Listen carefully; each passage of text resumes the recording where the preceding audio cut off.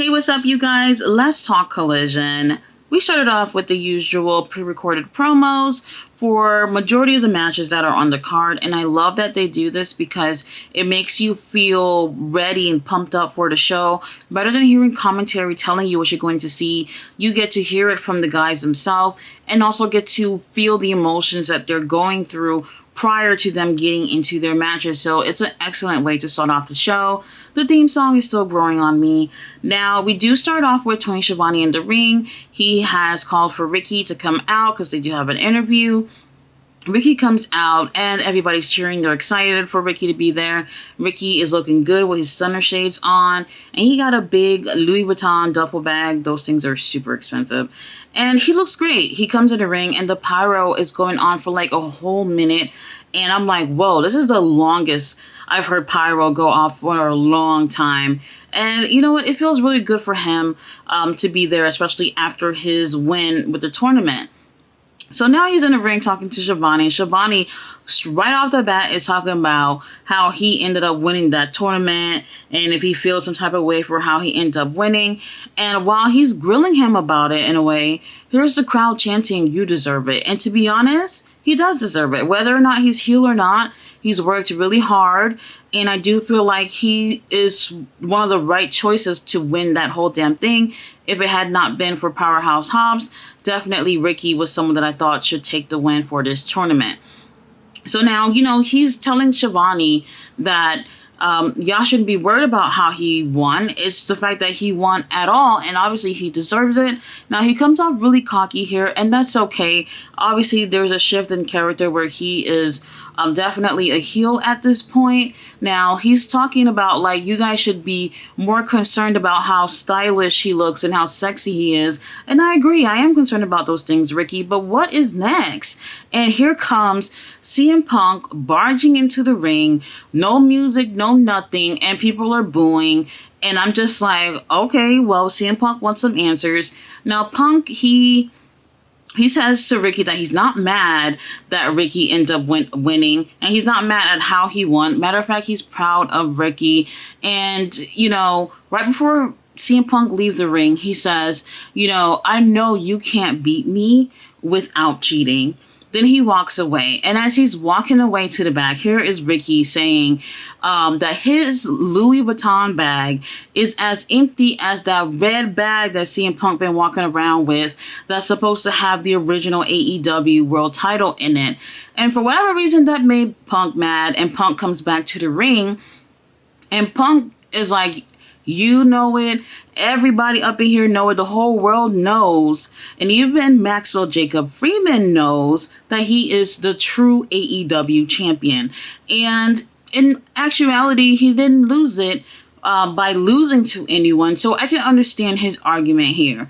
Now, while he's talking, here come Christian and Luchasaurus. Christian had that TNT title sitting pretty on his shoulder. And he is... every time he's talking about being TNT champ, he's saying we, as in he and Luchasaurus are champions. And it's kind of hilarious. And he's like, look, y'all promo is running a little too long. We were supposed to have a promo. And I've been in New Jersey for too damn long. I want to get the hell out of here. And then here comes Darby Allin. He snatches the microphone from Christian. He gets in the ring and he's like, what kind of man walks around with a title that's not his? And then the whole crowd is like, ooh. And then here's Christian, who's like, I know this motherfucker's not talking about me. Now, I'm not gonna lie. When Darby came in, he dragged the whole promo a little bit. So it took way long. This whole segment was like a good 15 minutes. And it could have been sped up without Darby talking too much. But long story short, this is a setup for a tag match where Darby and Punk are going to be partners and Ricky and Christian are going to be partners, not Luchasaurus. And I think this is really important to keep in mind because Ricky's a heel at this point, but he's still getting cheered. And, it's only been since last week that he ended up taking that win with holding the rope. So they need someone who's going to help bring some heat to him. And Christian is a perfect person over Luchasaurus. So that whole thing was just a setup for the main event, and we'll talk about that in a little bit. But this was a strong opener for the show. Darby, though, less is more. So after a commercial break, we have Andrade, who's making his way inside the building, and security stops him, and they're like, look, last week you interfered, and you made the House of Black get distracted. Even though they won, they don't want you in the building, so you gotta stay out the building. And Andrade's like, nope, and he keeps walking on in, but there's like maybe 8 security guards there, and they're telling him to leave, and they won't let him in. So Andrade has no choice but to leave, because the trio's title is on the line later on, and they don't want any distractions, so his ass had to go. Now we have tag team action with Jay White, Juice Robinson, Action Andretti, and Darius Martin. Now we do have the Guns. They come and they're ringside with Jay and Juice, and one thing that really made me laugh here is like their presence together. Juice and the Guns, they have this crazy energy about them, like they're wild or whatever. And then we have Jay, who's like kind of like the older brother. He's calm and he's just absolutely numb to all the foolishness that they're doing. And I can relate because I'm the oldest out of my siblings, and I be feeling the same way around my siblings. So I totally felt him on that. Now, all 4 of these guys have really great chemistry in the ring, and the match was great. And we have like an even exchange with both teams. However, towards the end, it felt more like Jay and Juice were making an example out of Darius and Action Andretti.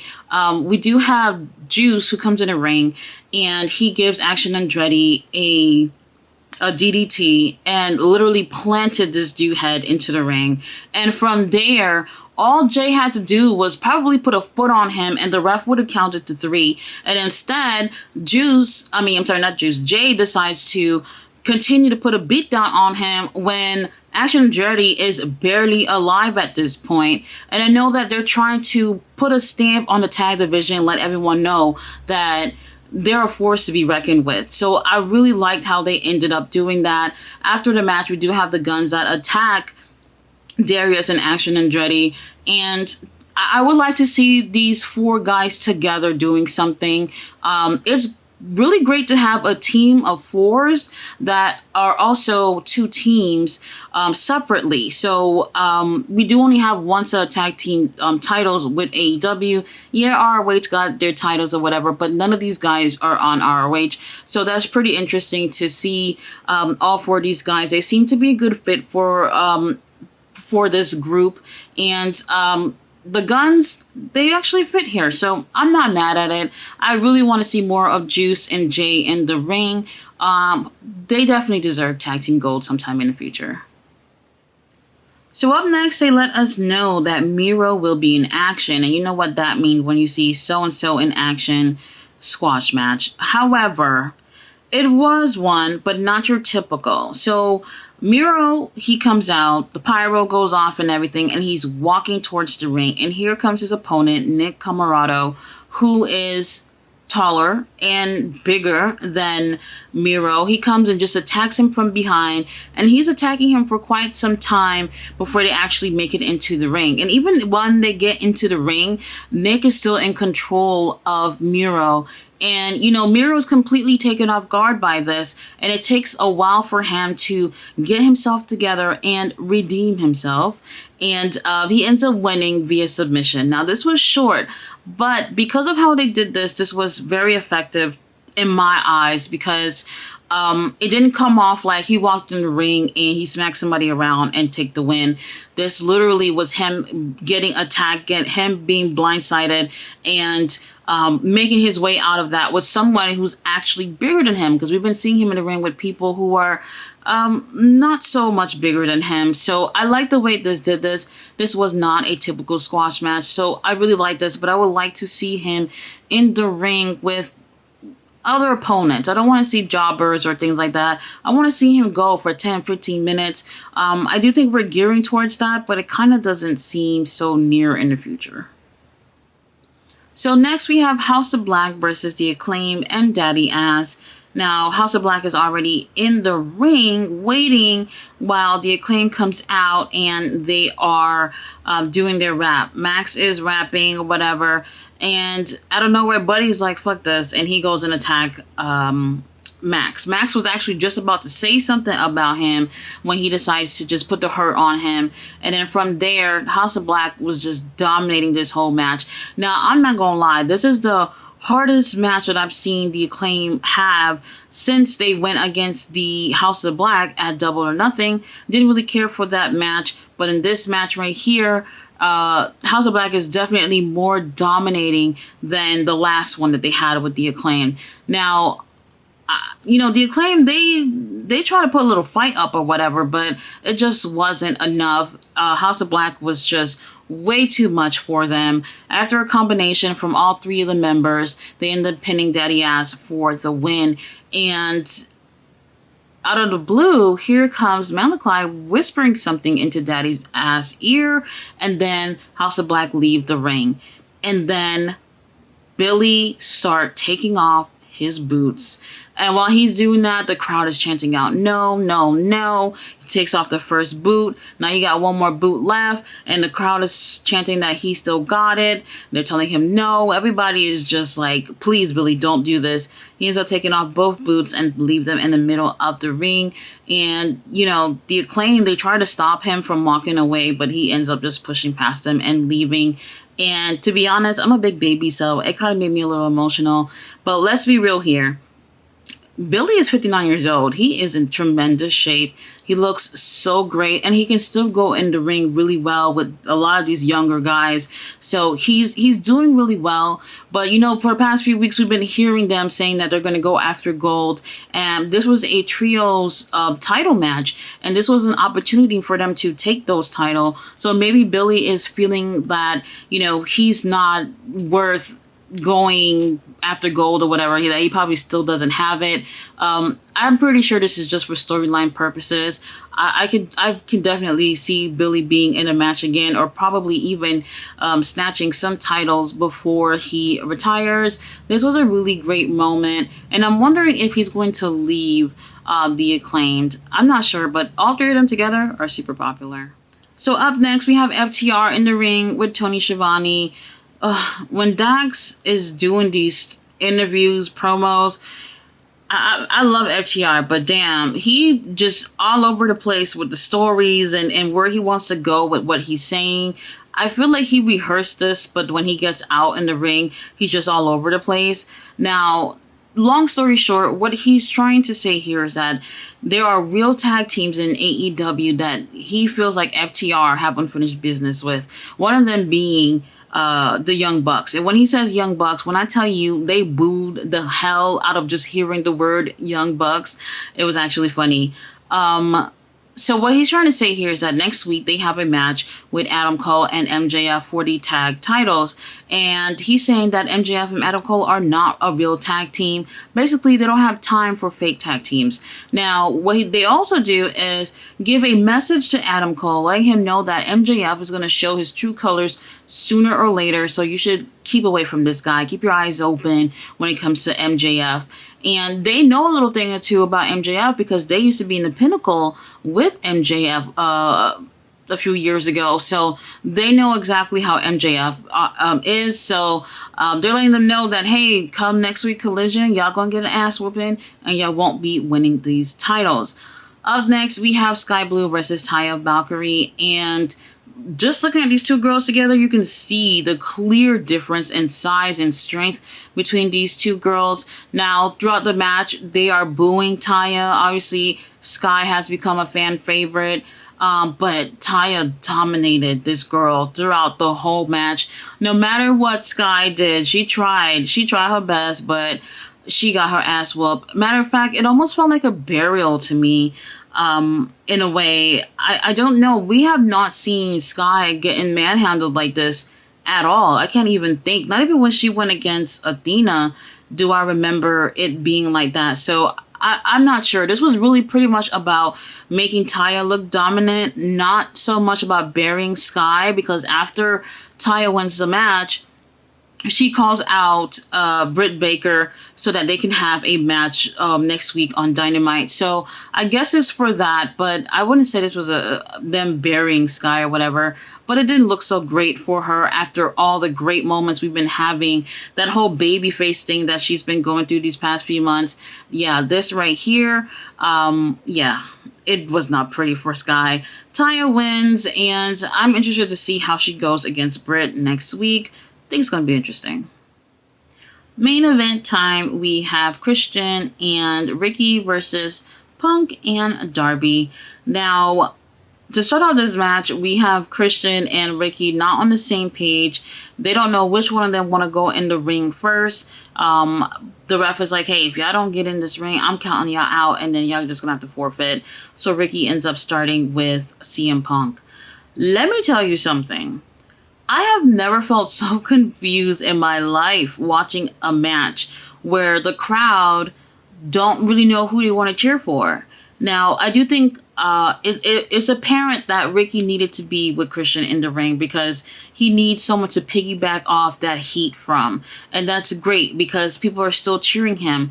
Throughout this match, 1 minute they're cheering Punk, then the next minute they're booing him. And same goes for Ricky too. 1 minute they're cheering Ricky, then the next minute they're booing him. And it's like no matter what they did, the crowd just wasn't really sure. Like, do you like them or you don't? You know? And it kind of got a little confusing. Now, I do feel like they did have a great match here, but you can tell these teams are not used to tagging with each other. So there was a little bit of a lack in chemistry at times during this match. Now, well, you know what? I'm not sure if Darby and Punk ever tagged together. I know they've had one-on-one match together, but you could just tell that a little bit of chemistry was off because of the lack of experience with them working together as a team. Now, we do have Luchasaurus, who is ringside, and he doesn't interfere until later on in this match. And at times, his presence seems to distract CM Punk, and I think that's the point. Obviously, Luchasaurus, he's this big, tall dinosaur dude, and you want to be intimidated, but you want CM Punk head to be in this match. So when he's distracted by the Luchasaurus presence, here we have Darby going for a pin and nobody's home. So Darby has to continue this match when CM Punk isn't there like 100%.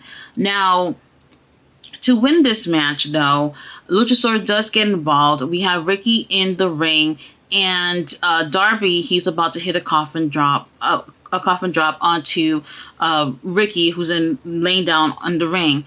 And here comes Luchasaurus, who attacks him before he can even do that. And then here we have Ricky taking advantage of that. Obviously, the referee is blind and don't see that. Ricky takes advantage. However, Darby, last second, counters into a roll-up. 1, 2, and then Ricky counters into his own roll-up, but this time he's holding onto the rope, and he ends up winning the same way he won the tournament last week. I can't say that bothered me that he did get this one the very same way, but I think it would have been a little bit more creative if he found another way to take this win. We already have Luchasaurus, who physically got involved anyway, so I think he could have did something else to, I don't know, I can't think of anything from the top of my head, but it would have been cool to see it happen in a different way. Either way, this was a great match, great way to close the show. After that, CM Punk just looks so shocked that they took the loss here. And Darby, he surprised us. Well, he looks so bummed out. And then we have CM Punk, who's consoling Darby like Darby is his son and he lost his first baseball game or something. To me, it just felt a little funny. But obviously, the whole thing with Ricky and CM Punk is definitely not over. So I can't wait to see them face off again. Definitely would be a situation like a no DQ type of situation, because no matter what